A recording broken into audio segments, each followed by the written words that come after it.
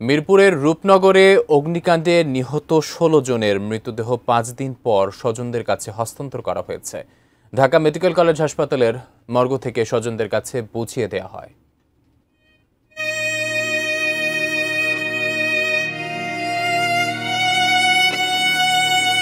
পাঁচ দিন পর প্রিয়জনের নিথর দেহ ফিরে পেল পরিবার। আবেগ ঘন এক মুহূর্তের সাক্ষী এই ঢাকা মেডিকেল কলেজ হাসপাতালের মর্গ এলাকা। রাত ৮:৩০টার পর থেকে শুরু হয় মৃতদেহ হস্তান্তর কার্যক্রম প্রক্রিয়া। চোখে পানি, বুক ভরা হাহাকার।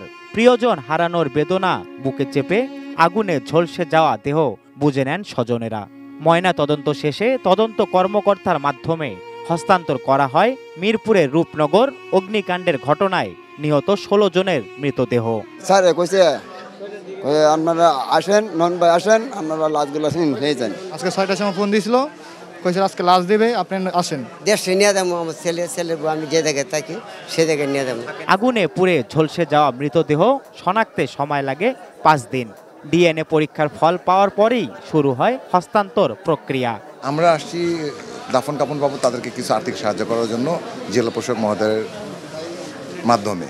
রূপনগর অগ্নিকাণ্ডের আগুন নিভলেও অনেক পরিবারের মনে জ্বলছে সেই প্রিয়জন হারানোর স্মৃতি। নিহতদের আত্মার শান্তি কামনা করেন স্বজনেরা। আর এমন মর্মান্তিক ঘটনা যেন আর কারো জীবনে না ঘটে অশ্রু সজল চোখে, সে কথায় জানান তারা।